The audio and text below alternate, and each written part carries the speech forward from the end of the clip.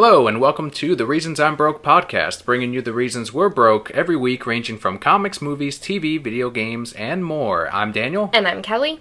And this episode has been brought to you by Hero Crate. Head on over to HeroCrate.com, order your crate. What is in the crate? We'll find out later today. We'll cover it. We've got some great details on it. Basically, for any new listeners, we go through some news, ranging again from comics all the way through TV. And then we actually go to our reviews for our comic book pull list for this week. And as many of you know, the Guardians of the Galaxy movie is coming out today. Daniel and I are actually seeing it tonight, so we're recording this a few days before it actually goes up, but we will have a spoiler-free review of it next week for you guys. And with that, we can jump into our first bit of news. This one is actually a Facebook-related thing. Yes, I'm so excited! But it relates to one of our favorite artists. Mm-hmm. Dustin Nguyen. Oh, I didn't say that right. I'm sorry. Dustin Nguyen. For any of you guys who listen to me, you know that he is my favorite artist. I love everything that he does. His books are typically my pick of the week. And he posted on Facebook that he was auctioning off some of his original artwork sketch covers for Little Gotham. He had a Nightwing and a Harley Quinn. And, of course, as you all know, we are broke. Right. So I commented to him and offered him my firstborn as payment. Yeah, I really want to... I'm trying to bid on it, but now I'm deciding, okay, what comic do I want to try to get rid of to help get this Harley Quinn book? It is a beautiful sketch cover, though. I found it through his Facebook. I'm sure you can go over to eBay and type in Dustin. No, never mind. It's not up there anymore, guys. Nope, not there. Yeah, it's gone. we bought it. On to our next bit of news. We did say that the Young Justice was getting a bit of a tease, and we kind of predicted that it meant the return of the Young Justice television show. And this was news that was announced by, I want to say, DC Nation. It was on their Twitter page, and it was going to be for San Diego Comic-Con. Mm-hmm. If you remember, last week we covered up until Saturday of SDCC. We said we'd cover a couple of extra bit of news this week. Well, the Young Justice giant news that they were promoting and teasing ended up being just a repackaging of the DVD and the Blu-ray season. Jerks. But they're still making money because people are going to buy it. They're all like, oh, I thought it was coming back, but I'm still going to buy it. If you haven't seen Young Justice, it is streaming right now on Netflix. The first season, not Young Justice, what was the second one called? Invasion? Yes. Which was the next season. I think it takes place... 5 years later. Yeah, 5 years later, so they're a little bit older. That was really good. Mm-hmm. And the first Young Justice season was a little bit simpler, but as you need to watch the first one to really get invested into Invasion. And it is a really solid show. So again, it is up on Netflix. Some more DC news. If you go to iTunes right now, you can find Batman the Animated Series soundtrack. There are 6 volumes. They are all totally worth the $12.99 a volume.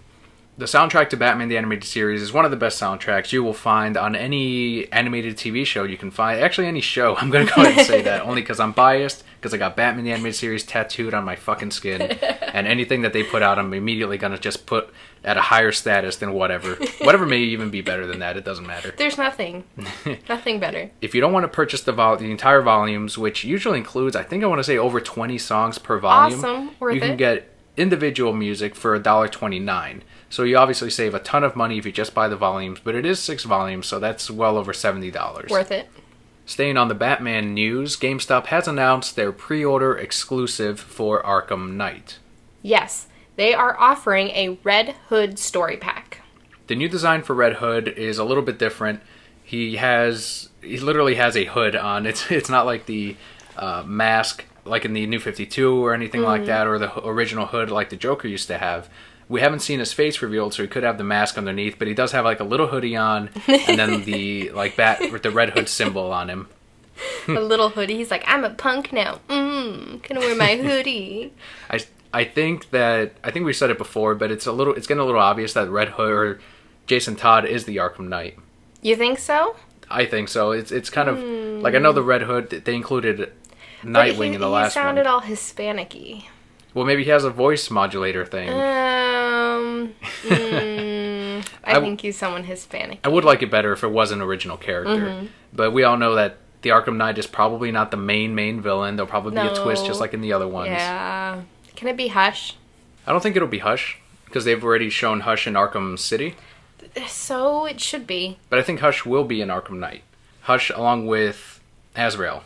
Because he was the other one included in it, too. He's still back, man. That guy. I'm so done with him. What made you tired of Azrael? He was just so weird. Like, he went around and he found his little clues, and he's like, here's my clues. Psh, disappeared. I'm like, sir, just stop. He was the one that if you threw the batarang at him, he'd catch it, and that would be, like, one of the trophies you can earn on Xbox Live and on the PlayStation Network. I never did that, though. I never thought I would just see him, and then I would, like, chase him, and he would disappear. I never thought to, like, throw a batarang at him. Well, that's why you don't have the trophy, Dan. That's exactly why. So this adds the second pre-order bonus for Arkham Knight. You can get the Harley Quinn playable character through any retailer, but if you want to play as Red Hood as well, that's only through GameStop. And of course, as we get closer to the release date, apparently January, according to Kevin Conroy when he leaked it, we will get more exclusives through different retailers, and I'm sure we'll see a collector's edition coming up soon. Nah, probably. And that is actually it for our news this week. It was a very small news week because we had so much last week. Yeah. The universe is like, I'll give you guys a break. But as we mentioned earlier, we are going to give you some more details on what actually comes in a Hero Crate. Yeah, this is our sponsor for nerdupmedia.com, Hero Crate. In each crate, what do you get? You get a custom t-shirt for that individual crate. Awesome. You get 4 to 6 hero-themed mystery items. That's pretty cool. It can range anywhere from a keychain to like an action figure. You never know what you're getting, but you do know it is a heroic-themed item. So if it's not just going to be a random, like we said last week, it's not going to be a random Game of Thrones thing thrown in there, or like an Angry Bird or any of that shit. It's going to be comic book stuff, and that's awesome. Angry Birds aren't heroes? They are not heroes. Nope. You're limiting. They're saving like their eggs from those piggies. I don't care if they have their own comic. They are not heroes. You also get, with every purchase, you get a chance to win your next crate for free. Awesome. And finally, everything altogether totals a $50 retail value, but you only pay $29.99. And this is not a subscription service, so it's not something that you sign up once and they start charging you for the next month or anything like that. You actually go in and you purchase each month's individual crate. They do have one plan in which you can do a 3-month buy if you'd like, but otherwise, you get a crate here and then. Doesn't matter, you're not forced into anything. Get a crate, see what you get. And each month it's going to be something different. And make sure to follow them on Twitter as well, at Hero Crate, because every day they're doing some kind of giveaway. Mm-hmm. If you just retweet or follow, I'm sure you've seen it if you follow us on Twitter, at Reasons I'm Broke. Hero Crate is awesome, and we thank them for being the sponsors for nerdupmedia.com. As soon as we get ours in, we will be doing an unboxing. We'll let you know through Twitter and Facebook when that happens, but it will be going up on YouTube. And I did say last week that we had another sponsor this week for Nerd Up Media. Mystery sponsor. As the Brokettes out there know, Kelly and I love our conventions. So much. So our next convention that is sponsoring nerdupmedia.com is Mythicon. It is a smaller convention here in the Orlando area. And they're going to have a lot of internet personalities at the convention. This is their second year running. So last year's, I hear really good things from what happened last year. We didn't end up attending, but we will actually go this year. One of which is actually Linkara from ThatGuyWithTheGlasses.com. Awesome. He does the Atop the Fourth Wall reviews where he reviews terrible books and then he burns them. One of my favorite comics that he reviewed was actually I don't remember the exact title. I know we have it at the comic shop I work at, but it's the one with the Christmas Santa Superman thing. It's where Superman is in the future and he recruits these punk 80s kids and he has this giant beard and he fights Nazis in the future. He fights twin Hitlers in the future. It's ridiculous. Horrible. If you want to check out his review, it's on ThatGuyWithTheGlasses.com. Just click on Linkara. But again, he will be at Mythicon. That's awesome. Definitely have to go. The dates for that will be September 19th through the 21st of this year. And like we said, it's in Orlando, Florida. And with that, we can move into our comics for the week. We're going to start off with our indie books. We didn't get any Marvel books this week, but right after that, we'll jump into our DC and Vertigo books. First up, we have Cartoon Network Super Secret Crisis War number 2. This one's written by Louise Simonson with art by Derek Charm. This is the book, if you remember, where all the villains in the Cartoon Network shows are getting together and kidnapping their rivals for some reason. Actually, we do find out at the end of this book why. Mm-hmm. But you got the Powerpuff Girls, you have Ed, Edd and Eddy, Samurai Jack, Dexter, and Ben 10. This is the issue in which you see how some of these villains are not going to work together, where these conflicts are going to be within them, and then for the heroes, which relationships are actually going to form outside of this crisis that they're having. So some of these heroes do work better than the others. Each side has their one oddball character that may end up sabotaging the rest of them. And they're like my favorite. One thing I did like also about this book is at the very end, they included some editor's notes, and from the artist and the writer, what they enjoyed about writing this book so far, and I hope to do this every month because this letters column is awesome.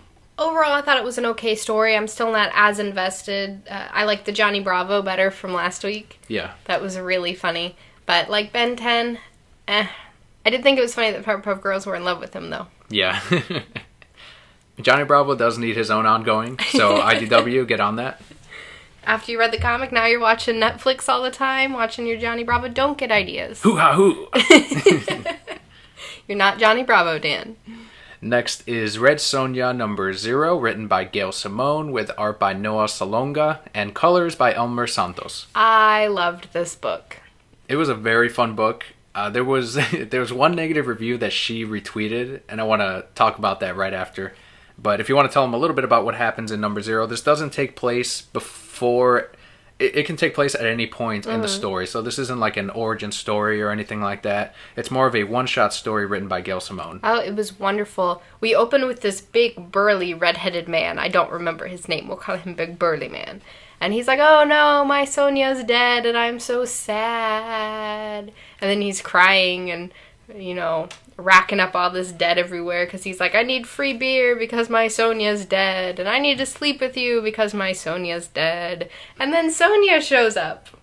Look at that. That's where shenanigans ensue. It was great. I really got attached to Big Burly Man, though, and I cried a little bit at the end. It was a pretty solid story. The review that I want to touch up on is the guy that wrote this review said that Gail Simone was getting a little bit out of hand with the sexism and with the feminism. So he was saying that all of the male characters in this book were either just like perverted idiots or giant, he called them retarded man babies. And there wasn't like one just regular male that was in this book. But I feel like none of the characters are normal people. No, like even Red Sonja isn't like, I guess what you would call normal. Well, because... you have Red Sonja. She's not normal. Her lover / sister, best friend, wasn't normal. When she met the new pretty lady, she was not normal, obviously.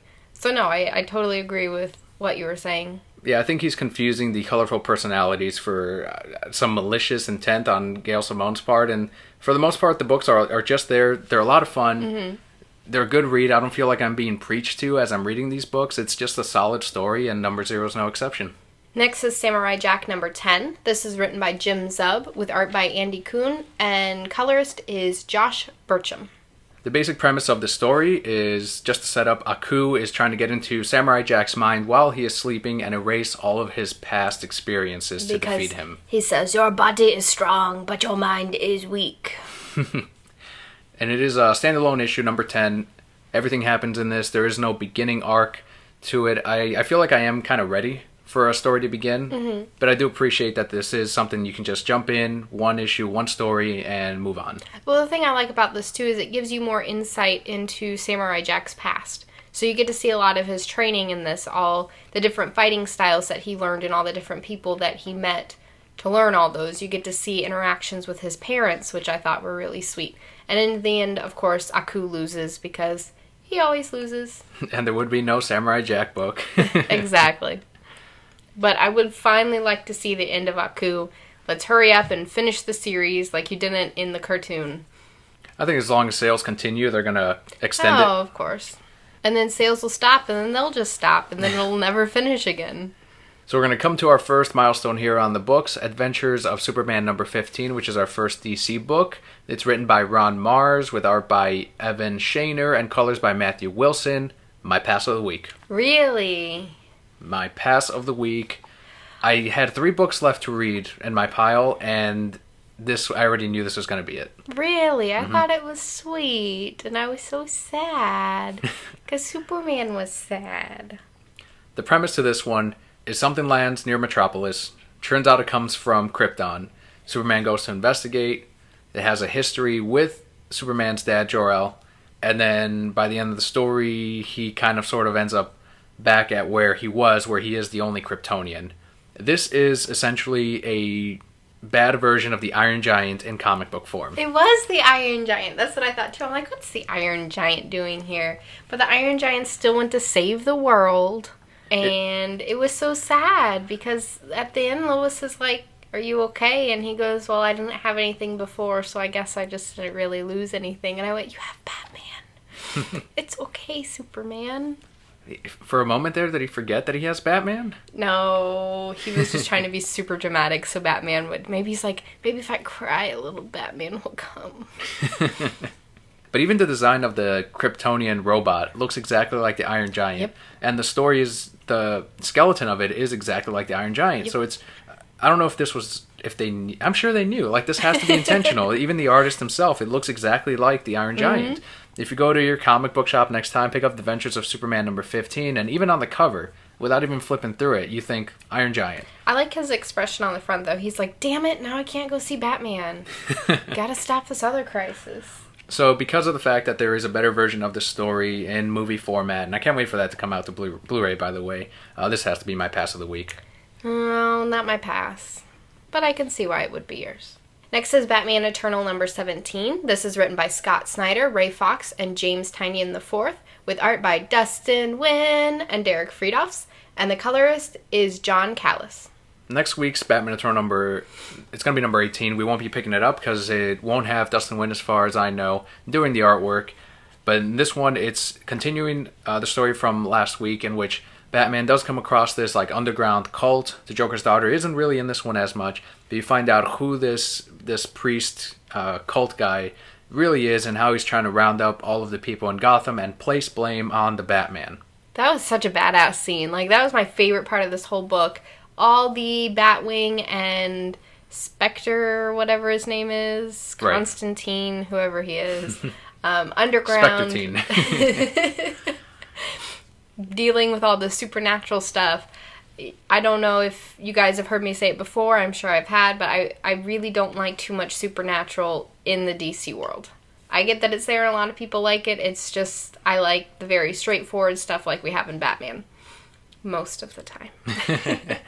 But the Batman part was badass. I did like that line by Batwing where he's like, alright, I believe you on the supernatural stuff, but that doesn't mean I can't defeat it and punch it. And he's punch it in the face. I'm like, that's something Batman would sort of say. It passes out when I punch it. That was awesome. Even Batman himself in previous issues, he's been like, he understands that there's like this supernatural thing that he fights, and he doesn't quite accept it, but he says, this is how you defeat it, and I don't know why. All I know is I need to stop it. Mm-hmm. And that's where he leaves it at. Good job, Batman.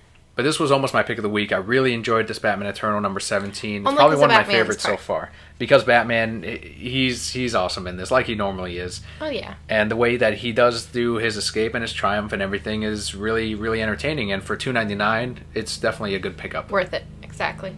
Next is Bodies number 1, written by Cy Spencer. With art, we have a couple different artists because it takes place in different time periods. But the art is Megan Hetrick, Dean Ormstom, Tula Lotay, and Phil Winslade, with colors by Lee Luffridge. I did not know, I hadn't even heard about this book. I just saw it in our pile and said, oh, I'll read this. I really enjoyed this book. Yeah, it was awesome. My pick of the week. Really? Yes. Really? I could see that. It was a very good book. The premise is a body is found in a particular street in London, I think it is. Mm-hmm. And you have 5 different stories revolving around this body. Right. And I didn't understand it till I read the end. I read the notes at the end. But it's all the same body, just in a different time. And the stories were great. I was interested in all of the characters. Some of them terrified me. Some of them made me laugh. I loved the detective from the future. Yeah. She was so much fun. But overall, this was a very good book. Good pick of the week. Cy Spencer, if you read the very back of the book, he was talking about how he came up with this plot in a dream, and then he just couldn't figure out how to tie in the mystery together, and he finally figured it out, and he's like, I figured it out with 5 words, and I can tell you 2 of the words, which is the and the other 3 words are not the. So right, I kept flipping through the book. I'm like, what is it? Because he said you would have to read the book to find out. So it's somewhere in the book. I haven't figured it out. I haven't figured it out either. This had a great variant by David Finch. We ended up picking up the main cover, which we really enjoyed. Mm-hmm. We still don't really know what the cover means, but I think once the story continues, all of the covers are going to be connected in some way. And yeah, it's a really good story. It's going to be an 8-part story, $3.99 per issue. Not bad. The dialogue, the mystery they're building, and every single one of the artists is really, really top notch. A lot of boy bits, though. Yes, there's nudity. That dead it's called man nudity, lying around. Kelli. Boy bits, they're more fun to say. Then you gotta waggle your finger like this. It's just fun. Next up, we have Detective Comics Annual number 3. This is written by Brian Buccellato, with art by Scott Hepburn, Werther Del Adera. I'm bad with names. Why do you give me these hard names? And George Fornes. And the colorists are John Cleese, Lee Loffridge, and John Proctor. I think this was my pick of the week. This one. Because Batman's so nice. Because he finds a little boy and he's nice to him. Yes. Because, no, you want to know why? Because he's still feeling the Damian. Okay, That's why it was so important to him. That's why he went and beat up his fucking dad and said, you don't understand what you have. You need to appreciate what you have. And that's why it was my pick. Because Batman's still feeling this. And Brian figured out a way to tie it in to make me cry a little bit. He did it in a way that you didn't... A lot of authors, what they'll do is they'll have Batman say, and Damian this, this, and this. And the way that you figured it out is just by the subtle undertones of the writing, of the art. And yeah, it definitely becomes way more appealing now that I know that, you know what? Yeah, Damian Wayne is all happening throughout this book. It takes place during the whole Icarus storyline, the one that's currently going on in Detective Comics. Different artist, same writer. But yeah, it is a really good annual. It wasn't my pick of the week, but I can definitely respect everything that happened in it. Who's the bigger Batman fan now? Figured this out? I'm the true fan. As I said last week, those exist. No, but that moment, and we're kind of bouncing around in time through this whole thing, but those moments where Batman is defending that little boy because of what that little boy symbolizes were what made this my pick of the week. I mean, the story was good. You get to learn more about the squid, and you've got what's her name with her mom, motorcycle lady, who's going to run away with her stupid boyfriend who's now on fire. Right. But that little boy is what made this for me. It was read it and tell me you don't just get shredded up inside. With everything that we learned here, without spoiling it for anyone that hasn't read it, do you think this is essential to the Icarus storyline that's going on right now? I don't think so. It gives you further background. I think the story is told very well where you don't feel lost. But I appreciate knowing more about the characters. I feel like I'm going to feel more for Batman because, you know, like you did, you kind of forget that Damian's going on in all of this. And I feel like that kind of brought me back to it. Like, okay, I need to watch what Batman's doing now because he's still suffering even though he knows that he's got to take care of this before it destroys Gotham. Right. Yeah, it was a good book, Detective Comics Annual number 3. Check it out. Next is Harley Quinn number 8, written by Amanda Conner and Jimmy Palmiotti, with art by Chad Hardin and colors by Alex Sinclair. This was so funny and gross. Yeah, this was the nastiest book I've read. I'm glad this wasn't the scratch and sniff issue. Yes, very glad. As we all know, Harley Quinn has a bunch of pets up on the floor that she lives in. Mm-hmm. And obviously they make a mess. They take a shit everywhere, and she needs to find a way to get rid of all that shit. And sure enough, she does. Jimmy and Amanda, they find a way to include a lot of the DC staff during all of this. People that say that this book is just like fluff and there for the lowest common denominator, I can sort of see your point in this one. But you got to also understand the Looney Tunes humor in this. And that's all this book is going to be. And that's all they said it was going to be. This isn't, if you want something a little more highbrow, check out Bodies or the Detective Annual. But this is just for fun. And it is a lot of fun. It is. It's so funny. That was my favorite part. I think I reread that part like 3 or 4 times. Where you have all the executives pitching their new idea. And they pretty much say that idea is shit. It's great. Definitely check this one out. It was really funny. It had me cracking up through the whole thing. And if you can, the variant by Dan Panosian is amazing. It has Harley Quinn with 2 of her hyenas. If you want to see the variant, check it out. They're her babies. Check it out on Twitter. I did post it up earlier this week. Twitter @ReasonsI'mBroke. Next up is Justice League number 32. This is written by Jeff Johns with art by Doug Mankey, and the colorist is Andrew Dahlhaus. It looks like the Doom Patrol are going to really form with this issue. You see all of that come together. You see who the big players are going to be in that team. Not very focused on Luthor or the Justice League. I will say I enjoyed last month's way more than I did this one. Agreed. I don't like that evil man, though. He's not really an evil man, but he's like, the Justice League doesn't want you. We have to go do these things. We can't save people. I'm like, sir, calm down. Who shit in your cereal this morning? Really? Just stop. Was it Harley? Probably. But we do know more about Power Ring, the new one. And it sounds like, I don't know if she's going to be a Justice League member or a part of the new Doom Patrol. I don't know. I would see her being more in the Doom Patrol. I see little man getting kicked out, and Element Woman, I think she's going to be in charge. We'll see. I didn't take away too much from this one, but it is more of a setup issue. It's a filler, yeah. Not my pass of the week like Adventures. Next is Sinestro number 4, written by Cullen Bunn, with art by Rags Morales, and colors by Jason Wright. Man, this one hit me right in the heart. I love this one. Right, just the cover hit me in the heart. What's that quote? That's the... No, I can't do his voice. I'll try. That's the tragedy of all this, Jordan. We'll always be friends. Sinestro. I don't know why they put that on the cover, because it hits you right in the heart. I guess so. It's a little misleading to what actually happens in the issue. I guess. I would have saved it for number 5. But it's just the cover. Who cares? How's the story? It's awesome. The art is brand new. It's not the same artist from before, Dale Eaglesham. It will be... I think he's returning with the number 5, and I certainly hope so. Not that this artist was bad, but I was kind of used to that look. Right. Well, he needed a vacation. Yeah, they all need their break every now and again. Yep. Story was great, though. If you remember in the last one, the... Anti-Emotion Lord showed up. Yeah. What were they called? I don't like the Pale something rather, yes, but the Pale Man. They essentially they are all Doug Jones. That'd be great. That'd be the best comic ever.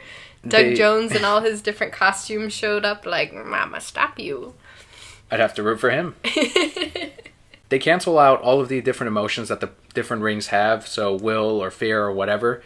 And they kind of zombify people. Not exactly how you would think, but in more like they don't have a mind anymore. They're just a shell of a body. That's who Sinestro comes up against, and that's who Sinestro and his daughter have to overcome in this issue. Sinestro's such a badass, though, because they're like, we're going to take away all your emotions.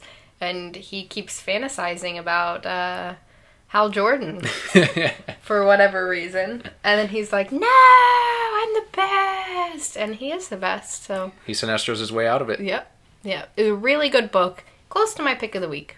This next one, too. If you're not picking up Sinestro, I really recommend it. It's a really good book. If you like the Green Lantern series, you should be picking up Sinestro. He's half naked in the first one. And there's that great panel where you got the weird guy jumping. Yeah, within the first couple of pages. Not the time for him to be jumping. Yeah. The next one is a Vertical book. This one was also almost my pick of the week. The Sandman Overture, number 3. This is written by Neil Gaiman with art by J.H. Williams III. So number 4 will be out in 3 months, I guess? That's horrible. Why? Well, he's still doing those book tours. He's no longer doing the signings, though. And? So the word is that maybe he'll start busting these out a little bit quicker. I hopeful. It's not on J.H. Williams. It's actually on Neil Gaiman. Hi, Neil. But it was worth the wait. It was a really good story. It continues the Sandman's search to try to save all of existence, essentially. And he's teamed up with another version of himself, which is like a cat, a giant cat. And here he meets a little girl, and that's where everything becomes real touching in the story. That's where the heart of this book is, when we learn more about the history of the Sandman and how the dream world has affected his current predicament. I kind of fell for Sandman a little bit. Just a little bit. I'm like, I can heal you, Sandman. There's a love story. That's why you like this book so much. Maybe. Well, like the beginning, we meet the 3, I would call them the Fates, I guess.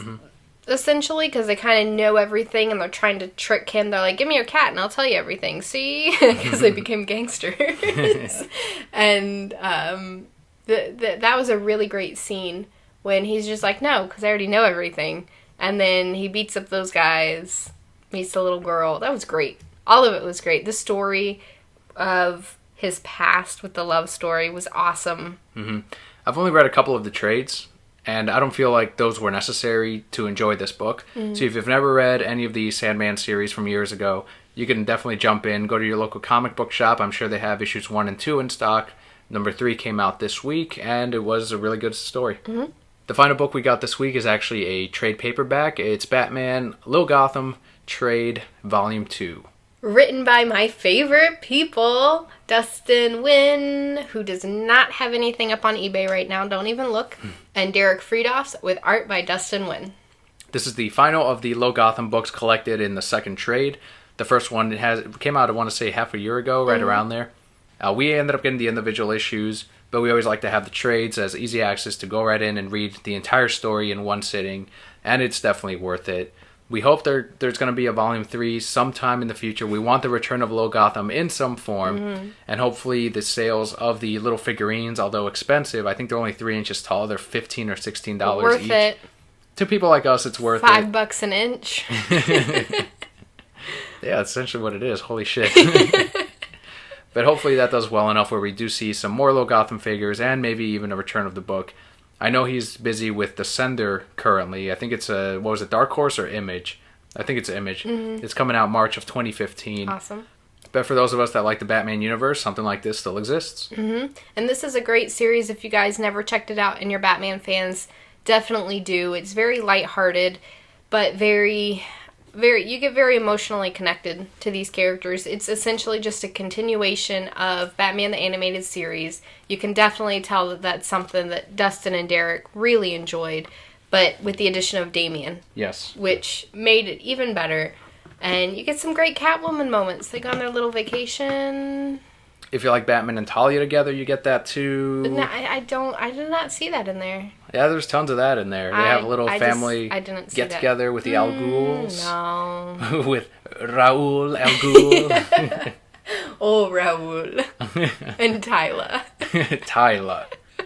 Not Talia, not Raish. Tyla and Raul. If you haven't heard that story, go back a couple episodes. It's hilarious. It's really, really funny.